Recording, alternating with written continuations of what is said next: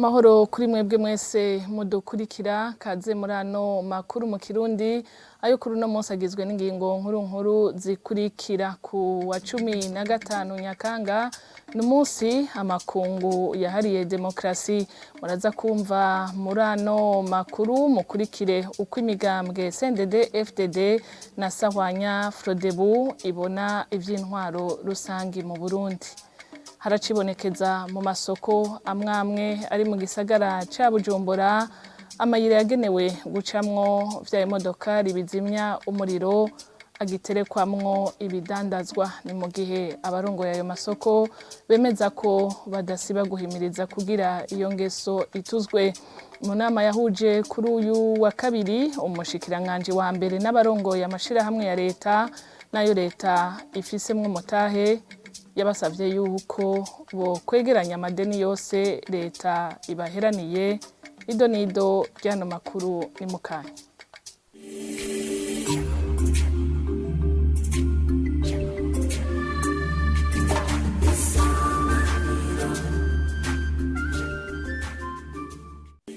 Dasubiye kubaha ikaze turi kuwa 15 nyakanga n'umunsi amakungu yahariye intwaro rusangi. Umugambwe CNDD FDD urashima intambwe Uburundi bugeze ko mu gushinga imizi kw'intwaro rusangi. Nansininete Mutoni asanzwe avugira uwo mugambwe uri ku butegetsi kuva mu 2005 avuga ko haba mu bijanye n'intwaro amatora ivyo kubahiriza agateka kazina muntu vyerekana ko intwaro rusangi igaragara mu gihugu c'u Burundi. Umugambwe CNDD FDD kuva mbere ukiri n'umuhari wagwanira ukukwishana no kwizana kwa bene gihugu ko bo kwitorera imigambi barongora hama ko bo kubahirizwa no mu migambi yabo bariko bararangura eka mbere bagashobora no kugira ico bashikirije kukungena igihugu kiko kirarongorwa. Twebwe rero turashima aho tugeze kandi turashimishwa n'ingene abene gihugu bahurumbira umugambwe kandi bagahitamwo imigambi yacu. Turanashima ahubwo tuboneho n'akajyo ko gushima ingene imigambwe muri no misi ifatanye mu nda yumvikana yamije inama n'ingingo ku bibazo byose biraba igihugu, imigambi gaterera ikavuga ati burya twe twashaka yuko bigenda gutya. Ubwo rero bwigenge bukugira ico umuntu ashikirije buranaboneka no mu bene gihugu. Umwene gihugu wese rafise ingene ashobora gushikiriza ivyiyumviro vyiwe adatinya adakebaguzwa haba bicishije ku maradiyo canke mbere bicishije no ku ndongozi zibe zimurongoye gushika ku rwego hasi. Hariho kandi n'akabijya novuga murazi ko hagiyeho twadusandugu tukwakira ivyiyumviro vya bene gihugu bose atanumwe avuyemwo. Ega nkuko nyine icubahiro yarivumereye ntibaba batavuga rumwe na leta baba batavuga rumwe n'umugambwe CNDD FDD. Kutavuga rumwe rero ngira ngo twagiye tubitahura nabi. Twese duhamagarirwa kugira ngo umugambwe wemererwe ubanza gushira imbere uvuga uti niyemeje gushira imbere ineza ya bene gihugu. Ineza ya bene gihugu rero ija muri vyose mu bisata bitandukanye. Uvuze rero kutavuga rumwe na leta uca usanga byoca bigorana kubera leta ibivuga amahoro ikavuga iterambere.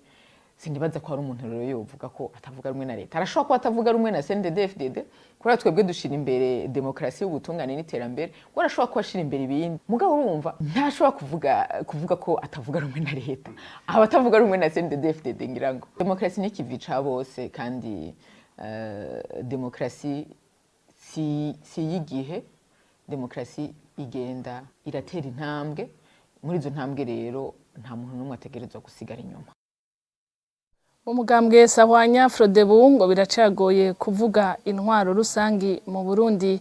Leonce Ngendakumana asanzwe ari n'icegera c'urongoye umugambwe akabona ko atantwaro rusangi ishoboka mu gihe igihugu kikirangwamwo ubushomeri, ubukene n'ibindi. Ariko kandi ngo bitebuke intwaro rusangi izotsimbatara mu gihugu. Intwaro ya demokrasi mu bihugu bikenye, mu bihugu birimo amacakubiri, mu bihugu birimo ubushomeri ndishoboka. Gutora nta matora aba arigira ko kana ivuze ko atari ngaha muri Afrika, ari ngaha mu Burundi gusa no muri Afrika hose niko bimeze. Cyo ni cambere kimugaza intwaro ya demokrasi. Icya kabiri kimugaza gituma abantu badatora no kuvuga kubera twabaye igihe kirekire mu ntwaro za gisirikare, intwaro z'umukazo, hagaca havukiramo n'imigwigwana. Iyo migwigwana nayo yaciye ivuki yiyumvira yuko intwaro y'umukazo, intwaro ya gisirikare ari yo ngo niza na discipline. Twe ntabwo badufise kuko impera n'imperuka intwaro ya demokrasi nizotsinda, kuko niyo ntwaro abanyagihugu burya biyumvamwo babura gusaho babikorera, ariko hazotinda habe ko twararavye uko intwaro zagiye zihindagurika. Nta na rimwe ica abanyagihugu bipfuje kitashobotse. Ubwigenge nabwo nyene ni kimenyetso cy'intwaro ya demokrasi. Mu gihe rero imigambwe ihari muga bitidegembya, mu gihe amashirahamwe yigenga hari muga atidegembya kubera imwe ndakubwiye by'ubukene, inzara, ubushomeri, nivyo bibuza bose kwigenga. Igiti c'inyama kiragura umuntu akava mu mugambwe akaja mu wundi, icupa ry'ibyo riragura umuntu akava mu mugambwe akaja mu wundi, bamwemereye akazeho n'ibindi bintu. Mu gihe abantu batekewe n'ubwoba, harabapfunzwe kubera ibyo wavuze nko mu nama, harabangaye kubera ibyo bavuze ivyumviro byabo, harabicwa, harabanyuruzwa. Urumva rero bwa bwigenge none bwa buhagaze kuki? Ivyihuta nuko abanyagihugu ubwabo babanza bagategera neza yuko ubutegetsi bakomokako. Aha mu Burundi 90% nta mahinguriro dufise. 90% n'uburimyi n'ubworozi bitunze abanyagihugu. Abantu navyo ntibazi ko batunze abategetsi, ntibaramenya ko batunze umukuru w'igihugu, bazi ko batunze, ntibaramenya ko batunze inama nshikiranganje abashikiranganje, ntibaramenya ko batunze abo bagira ngo nabikorera utwabo, abacuruza ibintu bihanitse. Amahera ava mu banyagihugu, byose biva mu banyagihugu. Ibyo ntibaramenya ko batunze abacamanza, ntibaramenya ko batunze imigambwe, ibyo byose ntabyo baramenya. Ikihuta n'ingene hoboneka inyigisho ku banyagihugu zibanza zikabahumura, bakabona neza yuko ari soko ry'ubutegetsi biciye muri ayo matora na soko y'iterambere ry'igihugu. Abantu bakamenya bati ajya amahera yose ariko arononwa akoreshwa nayi wacu n'umukuru w'igihugu, ibyo aratangwe kubivuga. Leonce Ngendakumana necegera curongoye umugambwe Sawanya Frodebu. Amashirahamwe ya leta canka yo leta ifisemwo umutahe asabwa kwegeranya amadeni yose afitiwe na leta. Byashikijwe kuri uyu wa kabiri n'umushikiranganje wa mbere Alengiyome Bunyoni mu nama yagiraniye n'abarongoye ayo mashirahamwe. Yaranagabishije kandi abanyonora amatungo y'ayo mashirahamwe. N'inkuru tubaza Lydia Gahimbare. Abarongoye ayo mashirahamwe bagiriza leta ko ariyo ibaheraniye amafaranga aharugwa mu miliyaridi mu mafaranga y'amarundi. Waserukiye amashirahamwe leta ifisemo imitahe akabona ko ari imwe mu ntambamyi ituma ayo mashirahamwe adatera imbere. Charles Ndagijimana akabona ko leta ikwiye guhindura ingendo.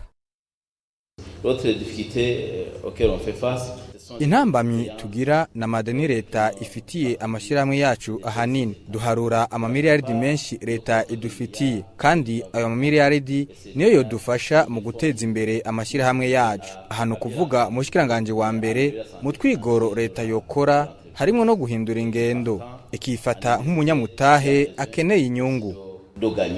Ayo mahera bavuga ko baheraniwe na leta. Umushikiranganje wa mbere Alengiyome Bunyoni yasabye abarongoye amashirahamwe kwegeranya amadeni bavuga ko baheraniwe na leta kugira ngo yarihe. Nukwegeranya amadeni yose ayo masosiyete afitiwe, yaba yaba privé yaba ya leta.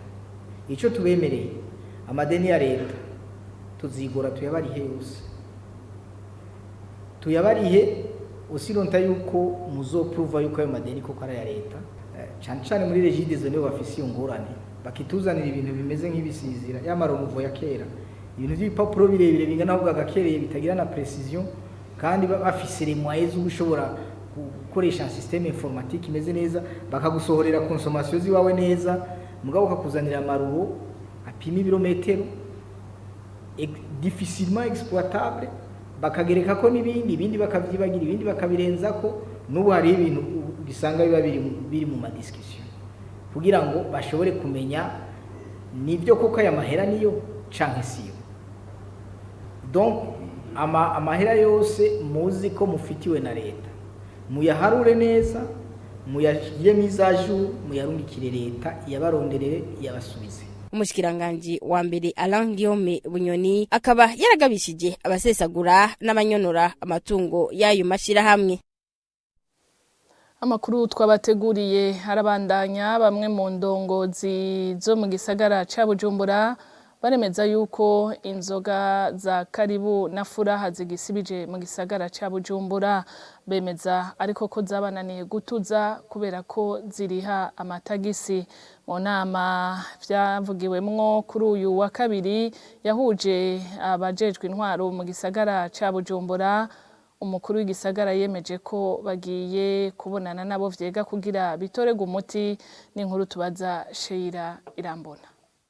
Muri iyo nama yahuje abarongozi bo mu gisagara ca Bujumbura, urongoye commune Mukaza yaragarutse ku kibazo c'ibiyayuramutwe gihanze commune arongoye, akamenyesha ko hari ibikorwa vyakozwe kugira batuze abagurisha ibiyayuramutwe muri zone Buyenzi.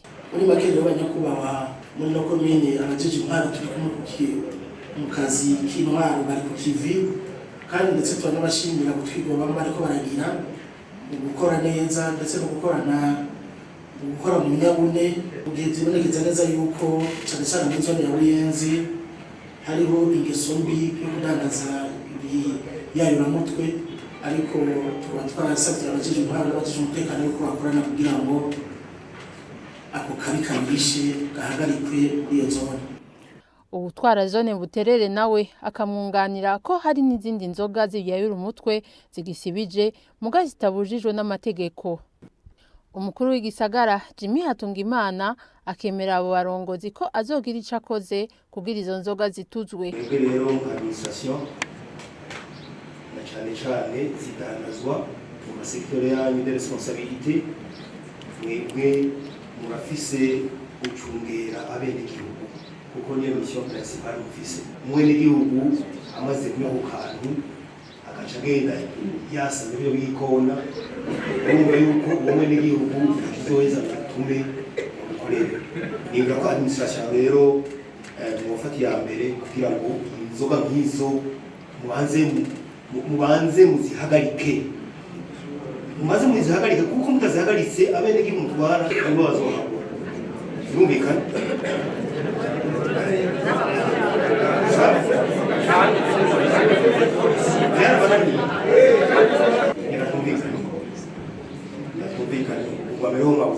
n'amategeko.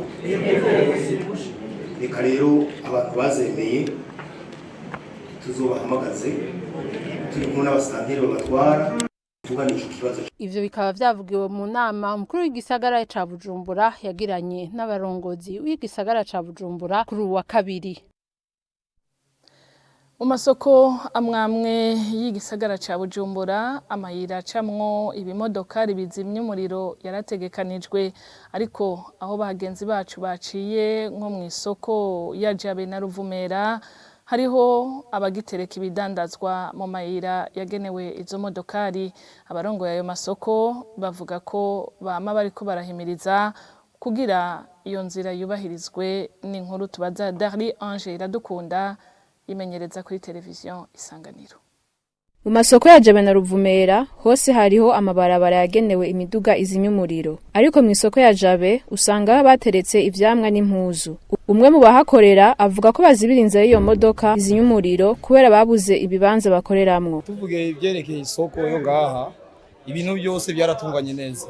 Araje igipolisi barinjiza umuduga ngaha, babona yuko hashobora kuba ingorane ngaha, barashobora kugira intervention. Cyane cyane bajya badanaza pembeni, urabona ko iyi soko ya Jabe bamwe barabuze ibibanza, ico gituma ubona bamwe bisondeka utujya tuyira twakizima moto rashobora gucayo. Umukuru w'isoko ya Jabe avuga ko hari ibibanza babaye barabatiza mu kurindira ko babaronkera ibibanza bakoreramwo. Uwarongoye iyo soko akongera akamenyesha ko baguma bahimiriza kubahiriza iyo nzira. Abo mubona ngaho n'abantu twakuye mu barabara kuko shirangazi yageze gusohora itegeko ndashaka kubona n'umuntu n'umwe mu barabara, hanyuma cyo tubatiza aho hantu natanda ko dushobora kubarondera ibibanza hagati mu isoko. Isi yose turimiza abadandaza begere pembeni ndago binjira hagati. Binjira hagati naho turababuza tukabagiza icyo tubasubiza inyuma kugira ngo ahite neza. Umufasone akorera muri iyo soko ya Ruvumera avuga ko hariho ababeretse batarenga. Naho biruko umukuru w'isoko ya Ruvumera Leonidas Minani amenyesha ko baguma bahimiriza kubahiriza kutarenga aho bagenewe gukorera. Tubaterana ko tubatera imisi yose kuko soko ibiri mu bintu byinshi byifasha igihugu. Nabo ni kuneza yabo ni kuneza y'igihugu. Cyo mu misi yose hama twatera kama isi twabwira timba gerageze bakurikirane biryo babarirengana twabwira yuko mu gihe hobi ikibazo ibintu byo bishobora konekara bakabihombera mu gihugu kigahomba cyumba kiri ku kibi misi yose cyafata turakurikirana. Mu isoko ya Jabe hakaba hari inzira zibiri nayo mu isoko ya Ruvumera hakaba hari inzira imwe yose akaba afise imetero 6 z'ubwaguke. Amakuru twabateguriye kuri uno munsi ni hano duciye tuyasozerera. Mwakoze mwebwe mwese mwashoboye kudukurikira mubandanye muryoherwa n'ibiganiro byacu.